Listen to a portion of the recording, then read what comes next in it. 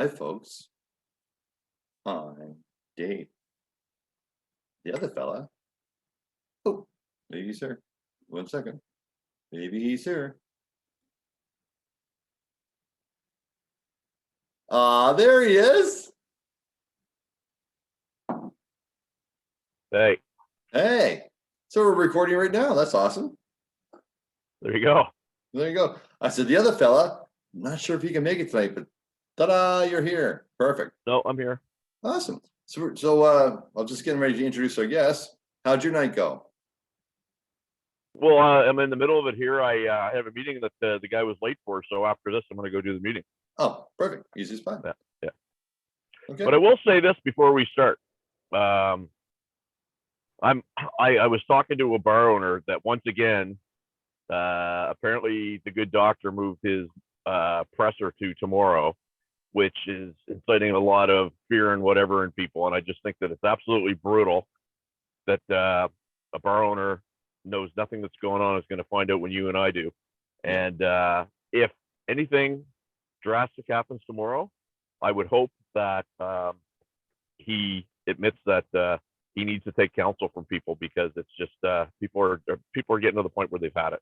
Yeah, they really have. And everything that's going on now, unfortunately, I won't say everything, but most of the stuff is related to travel. And it's anyway, we'll leave it at that. Yeah, there's some serious stuff to talk about. But tonight, we're here to talk to Stacey Moore. Stacey was the co-founder and producer of the Weir Rockin event that happened in Springfield Lake Park in the Weir baseball field, Upper Sackville, for 10 years. And she's going to talk about some of the acts that performed there. I can't wait to hear the history and some of the stories behind the scenes of the Weir Rockin event, because it was an amazing event for not just for Sackvillians, but for Nova Scotians. And it had a great following. A lot of the folks we've had on the show played there, and I'm looking forward to talking to her. So we're going to bring Stacey aboard, and here is Stacey Moore, all the way from Sackville, Nova Scotia. There she is. Hello. Hi, Stacey. Look what I found. Hello there. How are you? Sean McKenna in transit. Love. You found him. I can't see him. I can't see him. Oh, you can't see me? No. I'm there. There's. Wow, I Well, wonder there what you that are. is. Ah, I got to talk. That's why. That's Yeah. impressive. It's funny now, Stacey, just before we get started, Sean was telling me about just had a meeting with a bar owner, and today's the 21st of April, and there's some stuff, some extra cases that are happening in Nova Scotia, and we've been so fortunate through this whole pandemic not to have the numbers that the rest of the country has had or the rest of the world has had.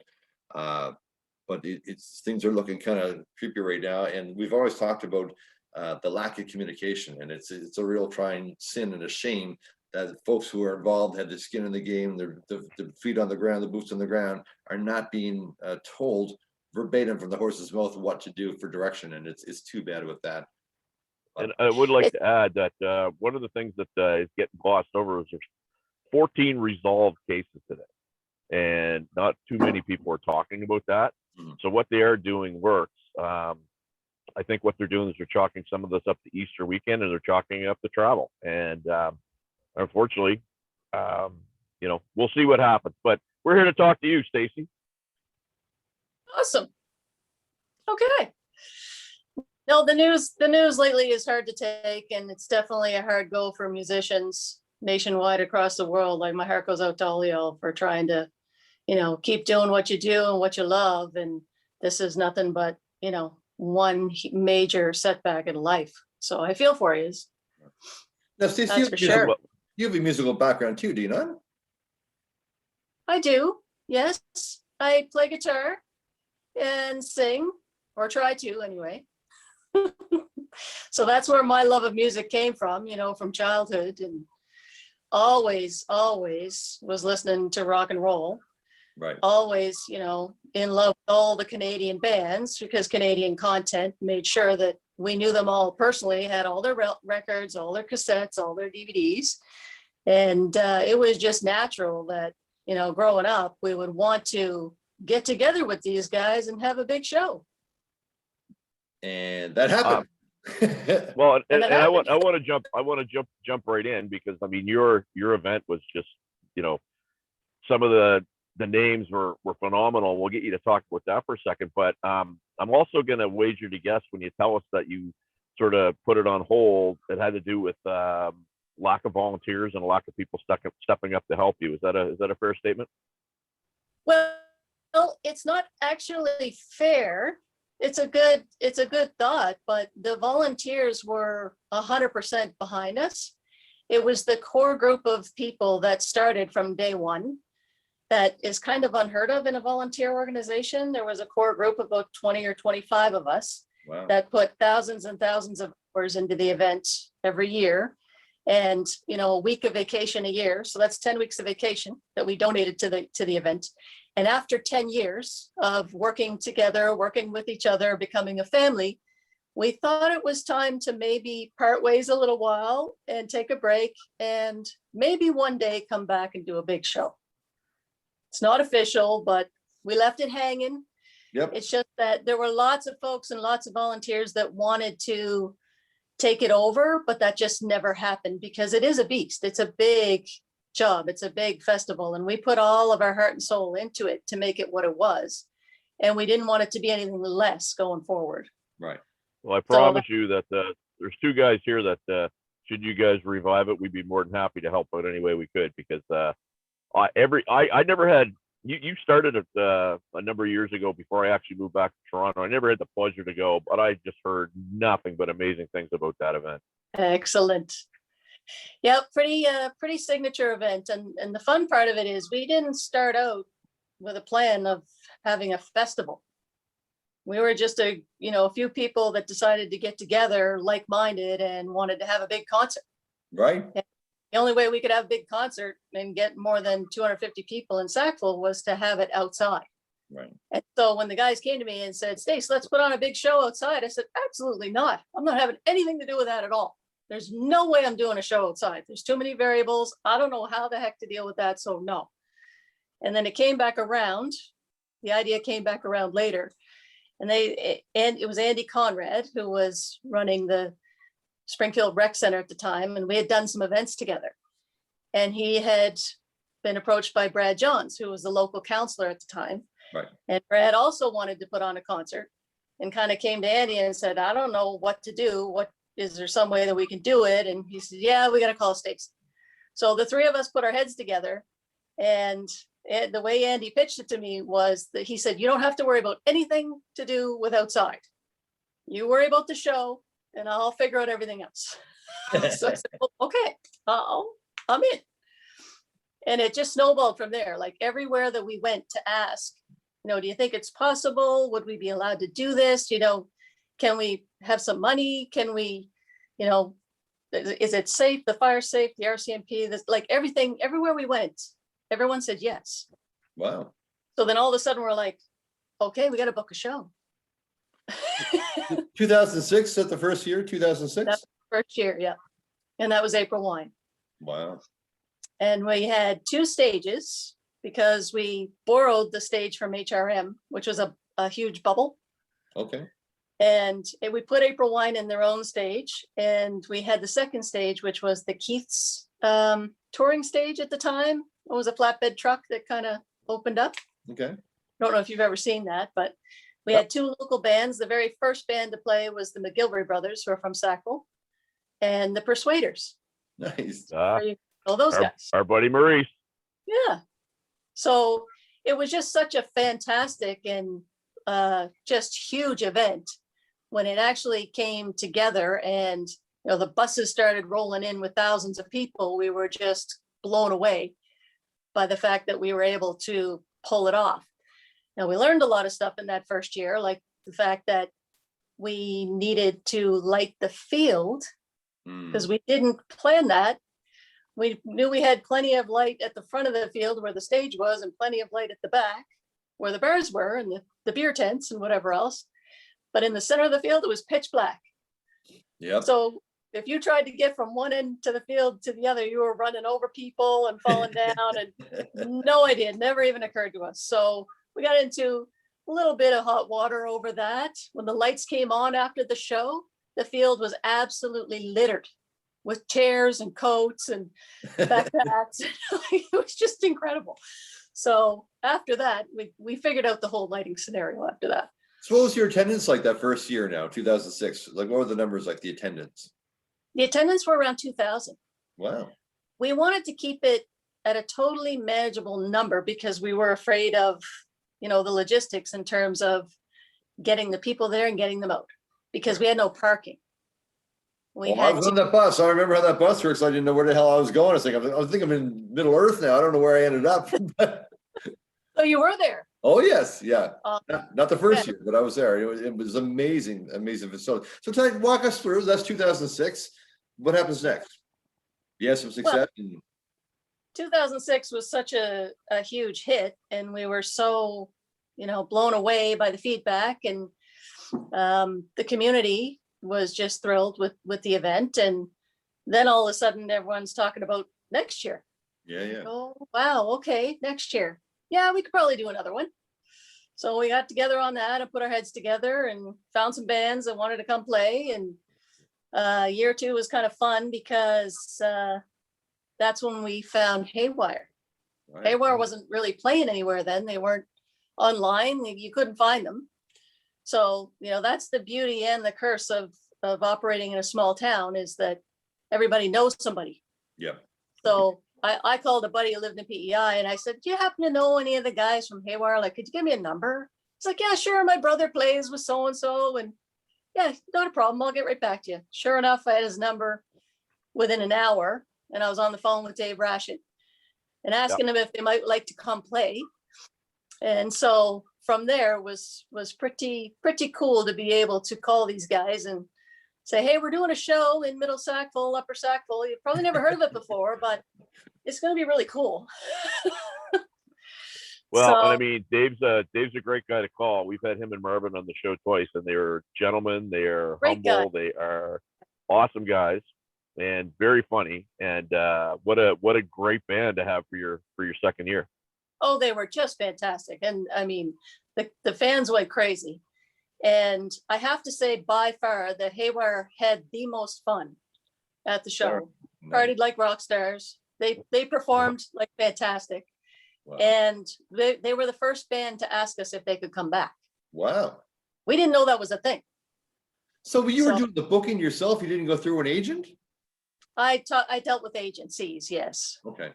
But in terms of Haywire and a couple others and the local bands, I booked them all myself. And that's cool that you had local bands open up for the bigger bands too. Yes, that was always our goal, to have local talent as well. And, if we had been able to have a longer, show time or different setup, we Right. would have had all local bands right up until, another act coming in from out of town. It was just a small scenario in terms of the venue and the timing. Like, we Sure. couldn't get it any bigger than we could. I should say, we Well- got it as we possibly could. Well, it sounds to me like a challenge that we've had, and we unfortunately had some people that were giving us a hard time, and it wasn't our fault. But we could get the Lee Aarons on our show, and we could get the Darby Mills on our show. Some of the local guys that people were asking for, you guys aren't big enough, you're not important enough. Sounds like, and we got that at the beginning, unfortunately. Yeah. Sounds to me like you didn't have that problem with the local people. They jumped right on. The local people jumped right in, but to that end, we did have the problem getting the first band to answer our call, and that was April 1. Mhm. Because who is Stacey Moore from Sackville? And where is this baseball field? And what the heck kind of event is that going to be anyway? Because Mhm. we've never heard of you. So it was pretty hard to get them to answer my call. And so We going feel back, your pain, Stacey. We You feel feel your my pain. But you were getting 2,000 or 3,000. Now, what was the highest attendance that you had? 35 to 4,000. And it was it wasn't much more than $20. Was it 20, maybe $20 to $40 maybe? Oh, it was under 40. I'm just gonna Yeah. have a look. The lowest, I think the highest ticket price at the end was $39. Wow. That was part of our That's goal amazing. too. We wanted to keep it low. And, that's why I called myself a producer, because I'm not a promoter. We weren't in it to make money. We were in it to spend the money. Right. So any money that we made went back into the show or the surrounding area or the event. So that kind of separated us a little bit from other things that were going on. And we'd like to think that that's what made us so awesome. Like if we had more money for more porta potties, we'd get them. Right We on. had more money for security, we'd get it. So But the concessions there were, I mean, the concession stands were incredible. Like Yeah. there's just a license to print money. It really was. it was pretty fantastic, I gotta Yeah. say. And there's not one person who lives in Sackville, lower, upper, or middle, who isn't super proud of the Weir Rockin Festival. So good Well, on see, you. that's nice. Yeah. And speaking of concessions, we sold more beer per capita than any other event, pretty much on record. That's phenomenal. And you know what? That's huge bragging rights, because at the end of the day, and we say this all the time, when you're putting one of those events on, at the end of the day, you're a beer salesman. Mhm. And you know, they're gonna come in and you're gonna live and die by how many suds you sell. Yeah. And to hear that is great. Because that's the type of thing that those companies will support. If they know somebody's gonna do that, they're all in. Oh, 100%. Yeah. We were pretty amazed by that going in. Every year we just buy more beer and more beer and more beer. And we kept the price low. yeah, we no, didn't- yeah, It was around $5, I think it was $5 in the end. Wow. and it was a safe event. I remember the bus ride was a little scary the first time. I didn't know where in the name of God I was. Yeah. Once I got out there, it's like, and you're right, this is a big ball field, you know, so it'd be really fun to have a whole weekend event, like a Thursday, Friday, Yes. Saturday, but I mean, probably be Yeah. interfering with baseball season, I suppose. It was usually in August, right? Yep. We Yeah. would take over the field for a week. So it was they did have to make a concession for us to be able to do that. Right. And again, because we weren't professionals and we didn't have any hired or paid staff to run the festival. It was all of us as volunteers. And we would have to put together the parts of the event after hours. Like we're working 9 to 5 and then we're going to sit in or in a meeting for hours and hours. And eventually we made a rule that if a meeting went past 10 o'clock, that we would have to order doner egg rolls, because that was a thing. That's a fair deal. Yeah, if it Yeah. went any longer, there would have to be some beer. So, it I would was, have jumped on that board committee and on board that committee in a heartbeat. oh yeah, we definitely had just a wonderful, wonderful group of people. Like I said, that we were like brothers and sisters, and we always had each other's backs, and we always knew what each other had to do, and we trusted them to perform their job well. And then, as brothers and sisters, we would bicker at each other. That would happen from time to time, but Sure. we'd always get along in the end. So no, that's what family does. And 10 years is a long time But when you didn't plan on a festival for 10 years. Sure. Well, the common denominator must have been the pure love of music, for live music. That was Yes. what everyone was there for. In fact, I got your name from a good friend of mine, former bandmate Glenn Collier. He asked me, he said, you should talk to Stacey Moore. I said, okay, who's Stacey Moore? What's Yes. she do?" And then he told me all about it, and Glenn's a great guy. So he'd be there volunteering, I'm sure. 100%. Yeah. One of our stage hands, right from, I think he missed one year. We forgive him for that. But we hadn't been in touch for, a long period of time. And then lo and behold, we get in touch and he says, I got to get involved in the show. Yeah. And our stage crew, we had the same phenomenal stage crew for pretty much the whole run. Trusted them completely. They knew they were faster on changeovers than any other show that any of the bands had told us about. Because our schedule was so tight and our timeline was so tight, I'd give them a changeover of 10 minutes. Wow. And the bands and the tour managers are saying, well, that's not happening. So yes, it is. Yeah. So we were pretty impressed with all of the feedback that we got. Like I said, in the beginning, we couldn't get people to answer our calls because they didn't know who we were Right. and didn't take us seriously. And then by year 3, I had agents calling me because of the feedback. Well, I Nice. can tell you the Lee Aaron and Darby Mills know who you are, because when we had them Yes. on the show, they talked about Weir Rockin. They talked about, the Down East Festival, and you were the only festival. It was it. I mean, and this is the problem. We have these folks who are way out west in Vancouver Yes. or wherever they are. To get them back to Nova Scotia, you kind of have to tie it together with a few of them, to make it worth, to be honest, to make it worth their while financially, to take a You- 10-piece band and road crew from Vancouver to here. It's not cheap. It's not cheap at all. Nope, we learned that pretty fast. So we had a phenomenal time with Darby and Lee Aaron. I mean, the year that the women came, which was year 5, just blew the socks off of everybody. It was heralded as kind of the favorite show for a lot of people. Yep. Just not to say that all of the men weren't equally as fantastic, just that they just brought a totally different energy to the show that we hadn't seen before. And just phenomenal and down to earth, like you said. Well, that's good to hear, because Darby was really right around this time last year was the one that put us on the map in terms of branching out of, beyond our borders, which are closed right now. But she agreed to do the show, and we thought we were going to get about an hour, and we had 3 parts that were about an hour each. She was just an absolute, and she's a friend to this day. Yeah. Friend of this day. Yes, I caught that. I caught that interview. She's fantastic. Yeah. Oh, just incredible. Oh, she's amazing. And you know what? We've been blessed. I mean, Leanne, we talked to her, Holly Woods from Toronto, who, my God, I'll tell you a funny story about Holly. So she posted, I can't remember who it was, but somebody had passed away who was a favorite singer of hers, and she posted a dedication. And I meant to hit the huggy, care thing, and I hit the smiley face by accident, and I didn't realize it. Holly sent me a note. She said, "Sean, I know you would never do anything like that. You couldn't have done it." And I was like, "Oh my God, I pissed off one of my favorite friggin' musicians." I sent her a note. "I'm so sorry. I'm so sorry." And she goes, "I knew you wouldn't have done that. Thank you so much for changing." Just an awesome, awesome lady. Yeah. We also had her at the show. She was phenomenal. Yeah. Phenomenal. Yeah. What about your highlight reel then, Stacey? Like, what were the highlights of the Weir Rockin Festival? Well, great question. My highlight reel would include Haywire, because they came and rocked it, brought all their people, had so much fun, asked if they could come back. And when we planned the final show, which was kind of our reunion show, we of course reached out to them right away. They were already booked. Oh. So we had them come surprise our volunteers at our wrap party, because part of our family, we would have a wrap party every year after the show for all the volunteers.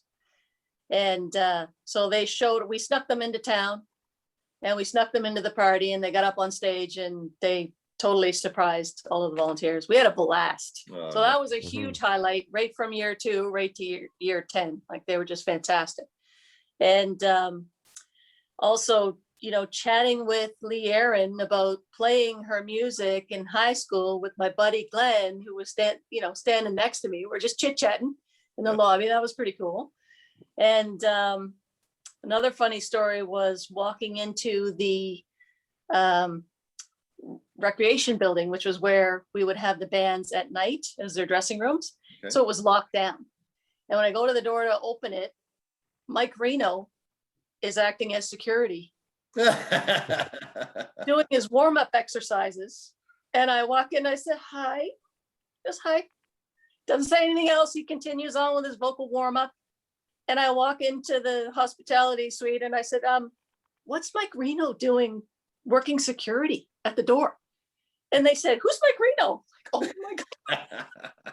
Like, "Oh no, he's fine. He's fine. He wanted to do it." I said, okay. So yeah, there's just so many fun moments that it happened so fast too, that we would often unofficially get together the following day, even though we'd be up till 4 and 5 o'clock in the morning. We would unofficially meet the next day. And that's when you'd hear all the fun stuff that you maybe didn't know was happening. Sure. Yeah. So yeah, the other thing that comes to mind was, me and Darby in the girls' washroom having girl talk, just chit-chatting. Just phenomenal. Yeah. And that's something you I don't think about in high school, right? When you're listening to these bands on the, on their cassette tapes or records, that you're going to be, hanging out with them later on. I hear you, sister. I hear you. So it was kind of fun. I'm being summoned to this little meeting. I don't normally do this, Stacey, but I know you're in good hands with Dave. I do want to ask you one question before I have to go, because I've had the opportunity to work on a lot of events myself. Obviously, it's not a 2-week thing. I mean, you guys are planning probably the whole year or most of the year. The event happens. There's the butterflies. Is it going to go well? It goes great, or it doesn't go great, but at the end of it, you kind of have a little bit of a feeling of sadness that, wow, that was a whole lot of energy, and now it's done, and you kind of feel maybe a little down after something so nice happened. Yeah, 100%. And we didn't know that would happen the first time, and we didn't really know how to identify it. So there is kind of there's a little bit of a down after that, such a high. Yeah, sure. That, it takes you a little while to get out of it. So after I learned that that's what would happen after each show, I would make sure that I booked a bunch of fun stuff the following week. My Oh, family smart. out. So yeah, that's 100% true. Yeah. We all felt it. And I only knew that from events, and also, every time I play on a Friday or Saturday, and you have a lot of fun, and then Sunday's kind of the day where you decompress, and then Monday, we're weekend warriors right now. We go back to work, and it's kind of like, what just happened? You feel like you're part of a soap opera. Yeah. I was somebody on Saturday. Today, I'm gonna get yelled at by a customer. So I totally get that. Yep. Yeah, it was a big adjustment, but worth it. Totally worth it. Oh, Awesome. Please forgive me. I do have to go take this meeting, but you know what? I want to thank you very, very much for your time that I got to see. And you know what? Let's Dave, you should connect Stacey and I so I can send her a thank you. absolutely. And hit the rest of it out of the park. Get it done now that this talking head has to go. Nice to see you, Sean. Yeah, you too. Thanks a lot. Okay, you're welcome. So we'll keep on going now, Stacey. Don't you worry about a thing. I had another question for you, and it basically dealt with because to Sean's point, I mean, every time we do an interview, every time we play in a show with our side hustle band, every time we do anything, there's that deflation afterwards. So I guess my question is to you, based on 10 years, which is a long time, but probably the longest running festival that in the Maritimes for sure. I'm not sure. Maybe Eastern Canada. I never, like consecutive years in a row. I guess what went right and what went wrong in the 10 years? What went right was absolutely the core group of people Right. in the organization, and the bonds that we built, and the trust that we had in each other, and the faith that we had in each other to get things done and get things moving, and putting together the best product that we could. We wanted to have everything 100% professional. That was our goal from day one. That's why we took time, just thinking we were doing one show in the beginning, to design and create the logo and come up with a name and go after some sponsors and create a template for a poster. And so we were 100% wanting to do everything professional, and everyone just jumped on board.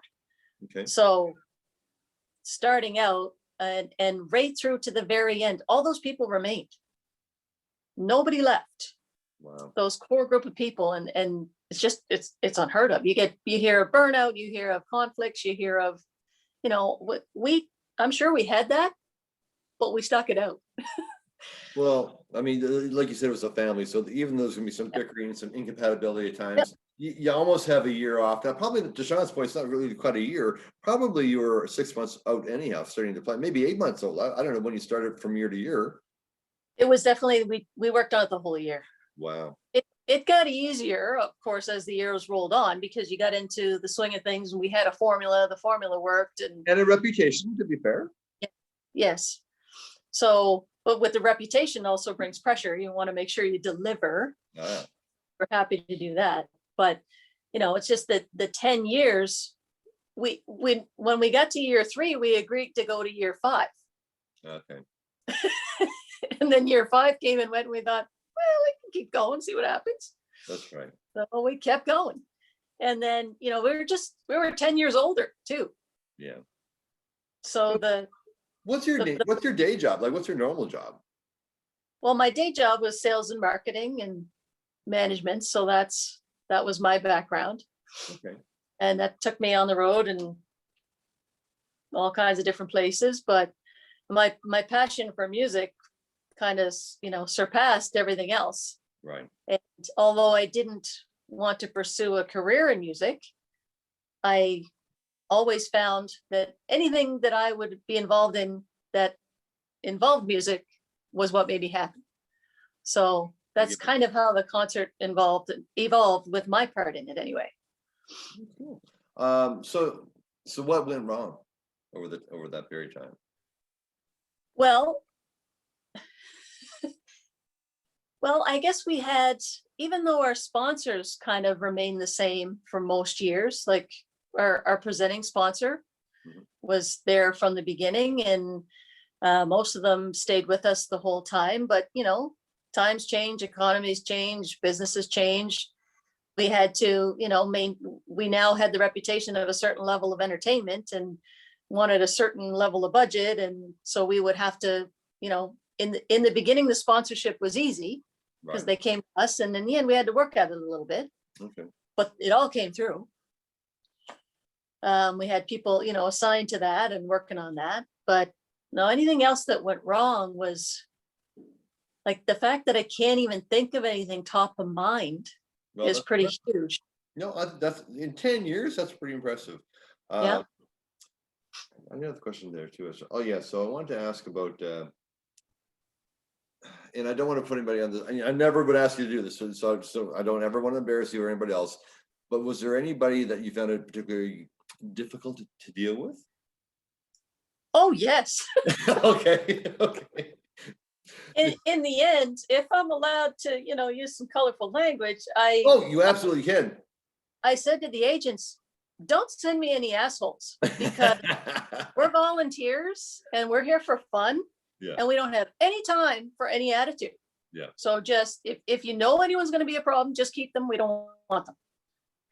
So that's what we learned over the years. Right. Now, in the beginning, we were very, kind of not nervous. Nervous isn't the right word, but tentative about, the personalities. Sure. And how are they, gonna act like rock stars? Do they need to be catered to? Like, do we need to pussyfoot around them? Like, what's gonna happen? They're just normal people. That's awesome. Some were way more social than others, but not a single entertainer was anything but fantastic. Now, some of the staff or the workings around that came with them were difficult, from time to time, but they didn't know walking into our festival that we knew what we were doing. Right. Right. So they would kind of come in with the attitude that, we're nobodies. We don't know how to look after this sort of stuff. And you can't change over a band in 10 minutes. Like, you're never going to figure that out. And so once they kind of got on stage and got started with their sound check, they thought, oh, okay, these guys are good. That's impressive. 10 minutes. Yeah. And those aren't little bands. That's not like an opening band. No. You're talking No. about. Now, I was going from memory, to be honest. I should have wrote it down earlier, but I had such a busy day. So Lee Aaron, Helix, Streetheart, Prism, Kim Mitchell, I think. Yep. Sass Jordan, I believe, is Darby Mills, Loverboy. I mean, that's Haywire. So who else did you have? We had Chilliwack Ah, and Trooper, okay. Honeymoon Suite. Right. Those guys like to party. Platinum Blonde. Mhm. Now, Platinum Blonde was the only band that caused our show to be late one year Oh, okay. because they didn't want to go on first. They thought they could wait a little while and wait till all the people got in and they could start. But no. The reason we wanted them on first was to be the draw, to get people in, to get them off the bus, to get them in. So, we just had to explain that to them, and they were awesome. They pulled off a fantastic show. Nice. So we also had Prism Mhm. and Streetheart, who were phenomenal guys. Yeah. Glass Tiger, All right. they were a lot of fun. Yep. That's one of the shows. Actually, someone sent me a clip recently from our show, and it sounded fantastic. It looked fantastic, and said, "Oh, check this out." And I said, "Wait, that's our show." So we also had Toronto, Yes. Hollywood, That's right. and April Wine, of course, was the start of the show, and they were our last band. That was kind of our goal. Who else? We had the Northern Pikes, Okay. Yeah. really nice guys. One of my highlights is after the show, just sitting with them having some pizza. Just very casual, nice people. We also had Rick Emmett Right. and Colin James. Oh, right. Colin James. That's right. Yeah. That's So that was one. it's an impressive list, though, really, Stacey. I mean, that's Yeah.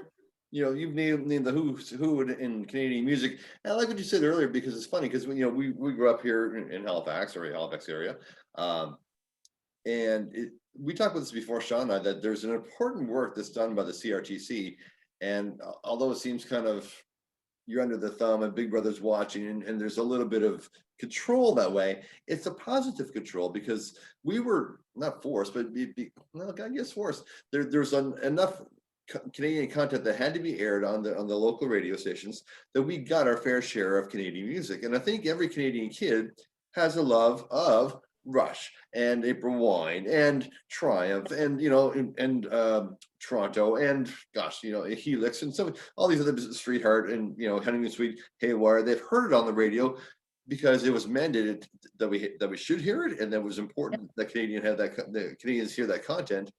But I think it really deep down gives us an appreciation for the talent that we really have in this country. Oh, 100%. Yeah. We only went to the United States once for talent. And that was, we had Lou Gramm come and perform. And, awesome job, great guy. But the Canadian US thing wasn't all that easy to figure out. That kind of took, some time on the back end with the taxes and the exchange and with, okay, we're gonna stay Canadian. This is good. It's good. But you must have been offering some decent money for big acts. So I mean, like you should, and you should be very proud of what you've accomplished here. I mean, the fact that you sat down and you're talking to those people like their peers now, because at some point you would have got that point of being kind of nervous or naive, or whatever. And they're like, hey, I'm bringing you in. We're partners now in this show. Have fun. I need this, and that's the way our partnership works. So you're hiring them, and they should, be respectful of what you needed, right? So 100%. Yeah. And they were, and like I said in the beginning, I think it was the trepidation of us being not recognized or not known, and there being a lack of comfort coming in. And then as soon as they got to the venue, it was all, wow, this is great. It's just phenomenal. And like right from the transportation crew, again, which was all the same people we had year to year that were assigned to the bands to pick them up and look after them, take them wherever they want to go. Rave reviews from the bands. Some of them are still in touch. That's awesome. Yeah. So right from the transportation to when they land at the venue, to the hospitality they couldn't say enough good about, to the stage crew that, looked after them, as well as any professional performance in any venue. Nice. And to the show itself and the production. I mean, we worked with TourTech every year. Yep. And they helped us deliver a pro show. Well, I remember the show looking so pro and sounding amazing. For an outdoor field, that's hard to do. It's hard to capture that sound when you have open air. When you're pushing air and it goes into air, it's a little tricky not to lose it. But it was a top-notch performance. The years that I was there. Now, I'm presuming that each band brought their own sound man in. Most did, yes. Did you have a host? Go ahead. Most of the headline acts brought their own sound. Yes. But did you have the same host tech every year or no? Mostly. There were a couple of years we had to sub someone in. Who did you use? It was the TourTech guys. Oh, you don't remember their names or anything? You know what? I feel bad right now. It's just long enough that some of the names are starting to slip away and they're going to be mad. No, I'm just curious because we've had a lot of people on the show. So I'm just phenomenal. And I never had to worry about them. Yeah. So, there were conversations along the way like, well, could we look at this company or that company? And I said, sure, you can look at anyone you want, but this is what we're doing because we have to deliver. We're selling tickets. We have paid customers. And this is what they expect. And you can't scrimp on that. No. The year I was there, I mean, I don't know if it was, I can't remember if it was last year was 2019? No. 16. 16, I'm sorry. So I'm thinking that there was a ton of concessions. I mean, I couldn't believe the food and beer and bracelets and stuff. And what it was almost like a Midway Park. Anything you wanted, you can almost get there. Is that what it was evolving into, do you find? Or it was evolved over the years. I think it was year 3 when year 3? Yes, when Harlequin came to town. Okay. Now those guys were a lot of fun. Yes. They were the first band to come out after they performed and hang with the audience. Oh, wow. Okay. They went to the merch tent and spent a lot of time in there, and they signed anything and everything that they could, and they stayed until the last person left, and then they came out to party. And from that time, from year 3, we were known as a merchandise, big seller success story. Right on. So we would let them know, like, bring all your merch because you're going to sell it. And if you want to sign it, you'll sell every piece of it. So that's something that I also remember about Lee Aaron. She stayed in that merch tent, I want to say, for at least one whole act, if not 2. Wow. She talked to anybody that wanted to talk to her, took pictures with everybody, and yeah, just phenomenal. So it helped make it feel even more like part of the community, like she was one of us. Right. So of course they loved her. Well, she's just one of the most classy, beautiful women I've ever met. She's just such a great soul. And she, what she said to us, and this is written in the midst of COVID too. She's like, it's a scary time, but she goes, if I can give one piece of advice, she says, be kind, be kind, be kind. Mm-hmm. And it resonated with Sean and I both. It's like, oh, that's really great advice, and she's a rock star, she's just passing on, what she believed to be true growing up as in Canada. This is the right thing to do. Just be kind to other people. Be kind, be kind, be kind. And it was really, that's right. Yeah, that's who she is. Now, you know where I'm going with this whole thing. You know where I'm going with this whole thing. So here we're actually almost at our 1-year anniversary now, when we started the Barstools and Bandtalk thing. And your festival, and then to be fair, probably about 8 months ago, Glenn said, you should get a hold of Stacey's. I will, but I've been busy. So I'm finally get a hold of you. Will it happen again? That is the $1 million question. And Let's go. There have been many folks that have asked or inquired or, speculated all kinds of different scenarios, like different people coming to the forefront and saying, well, maybe we could do this, or maybe we could try that. None of that's come together. Okay. We did leave it open-ended that, maybe we come back and do a one-off and, get the biggest band we could possibly imagine, or the biggest lineup we could possibly do, or something big. Yeah, But exactly. the worry when we stopped was that everyone was going to drift, our contacts were going to drift, and people were going to find something else to fill their time with, and that naturally happens. Sure. So, we did kind of joke around about it being the year 2020. Well, thank God that didn't happen. I feel for everybody planning an event that year, like just horrible. So no, it's not being officially planned at the moment, I can tell you that. And with the pandemic, it's not even on anyone's radar right now. But it wasn't a hard no. Mm-hmm. I think what we need, though, Stace, to be honest, and you know what, this is, you say you're not a promoter. This is kind of what my friend Sean and I do. We absolutely do this. So we need a celebration definitely to get past all this bullshit. You know what I mean? And we will get past it. I truly believe that in my heart. And we've gone so far and beyond what our normal resources would be to try and promote live music. And it's not just live music, but live entertainment. You know what I mean? The arts and entertainment industry is suffering so badly. Venues are crashing, I don't know, there's bars that will close down because of this pandemic. There's acts that we know and love, musical acts that will have to find other ways to make money because they can't survive on doing live stream pittance for 5 cents in the tip jar. So there's got to, and I can tell you verbatim from Darby Mills, from Rick Emmett, from Lee Aaron, if we could put something together, they would love to come back down and do 100%. Yeah. So we're on board with Stacey Moore, Barstools and Bandtalk, to get Weir Rockin back again, because, and you know what the coolest part, we talked about this before we went live on the air, is that the pride that upper, lower, middle, it's like there's no boundaries in Sackville. When Weir Rockin was happening, there was no distinction of where you live. But Sackvillians, I'm telling you, love that event and are so proud of it. The folks who were volunteered for it. I mean, I've talked to probably 5 or 6 of them that are involved in some way or another. that just, it was a highlight of their lives. It was, you know, the best week of their summer that they had that year. It was so much fun planning and meeting the people. And like you said, it was a family. So yeah, that's important. You can't give up on family, Stacey. I'm just saying. That's true.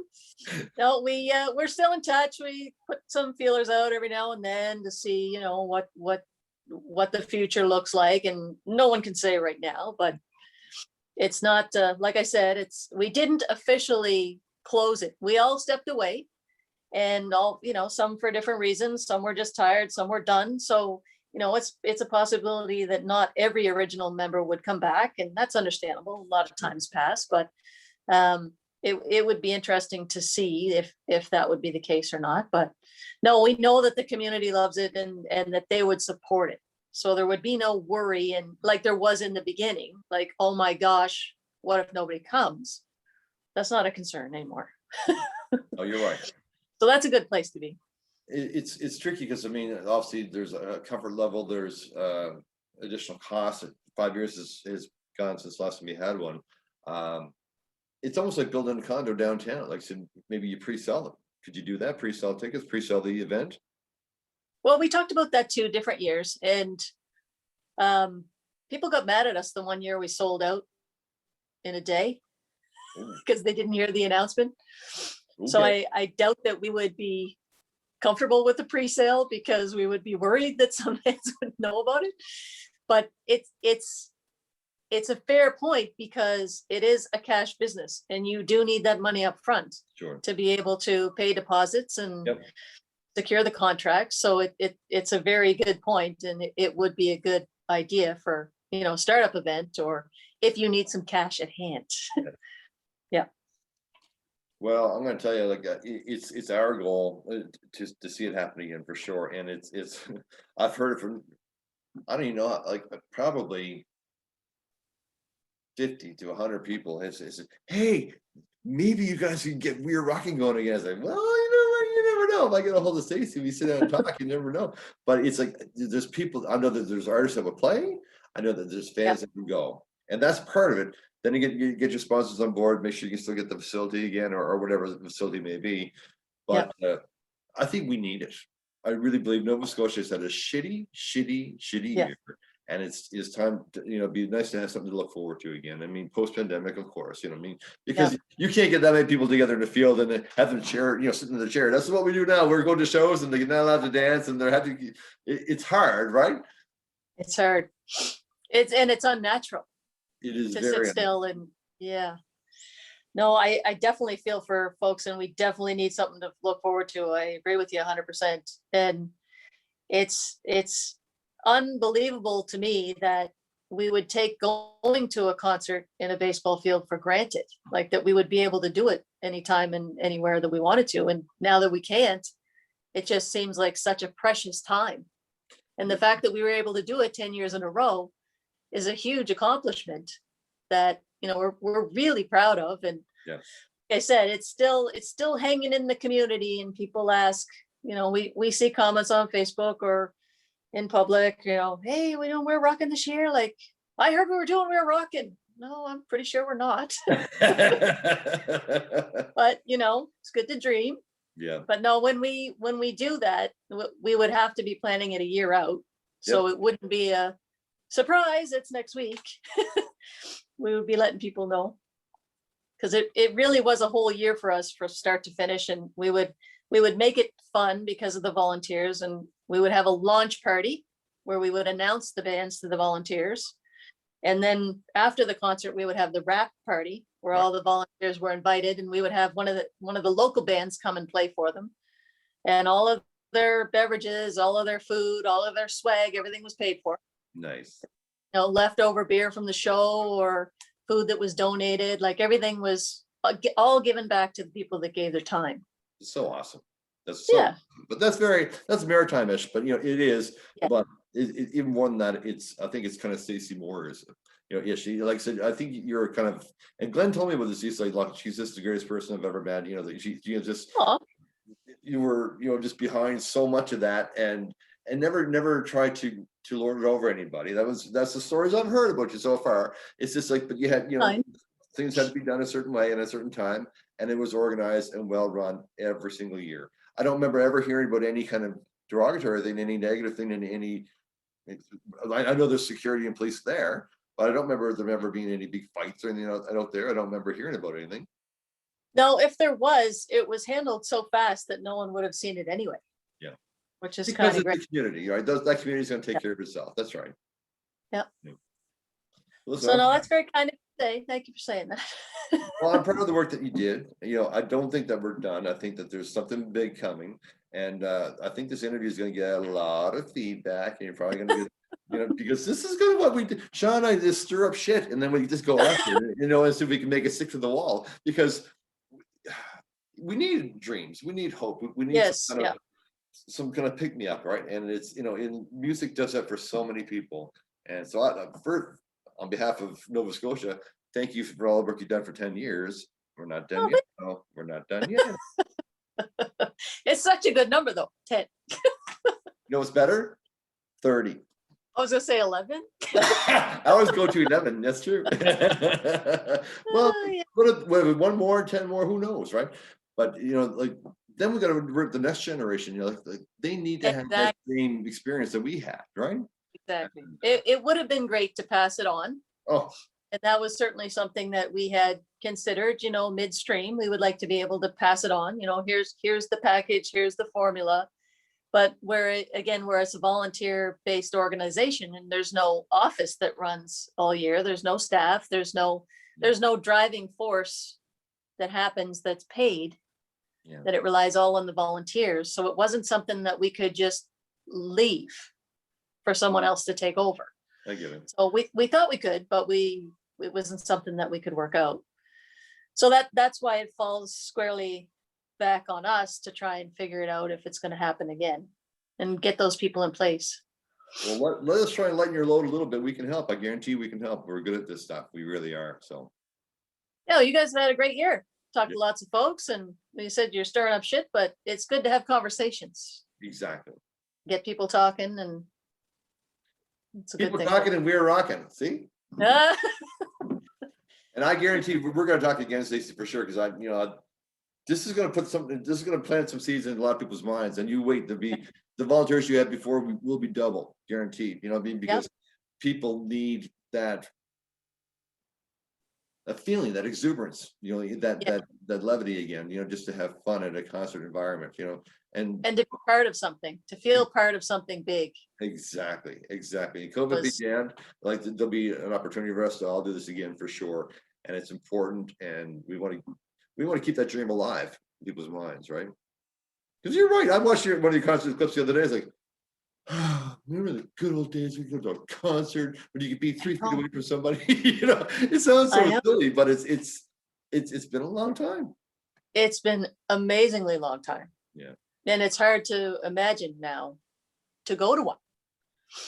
But I'm hoping that all of these, feelings of trepidation and that the virus brought about being close together and, being able to let your guard down, I hope that goes away. Yeah. when it's all done. I mean, we're encouraging people to be safe and be careful and be smart and what have you, but the whole thing, but not to stop living and not to stop dreaming, because once we curl up and die, then we're dead, right? No. Stacey, I can't thank you enough for coming on to the show, and Well, thanks for asking. I feel more invigorated myself. All right, you wait till this interview airs now. People would be excited, but we're rocking 2022. You wait and see. And they're gonna say, Dave said we're going to. They will, and Stacey. Thank you so much. Well, thanks for the chat. Oh, thank you for the 10 years of fun and 10 more years in the future. That's what I'm looking forward to. At least We'll see one what more. happens, yeah. We'll do one more, see where it goes. 1 to be to 3, 3 to be to 5, 5 to be to 10. We'll be So it rocking started. till we're 80. How's that? Yeah, that wouldn't be bad. Stacey, Well, hopefully we could just attend the show at 80 and not have to, work it. our grandchildren will be running the show. That'll be all right. That's cool. Yeah. All right. Stacey, thanks so much. Take care. Okay, you too. Thanks, Dave. Peace out. See you later.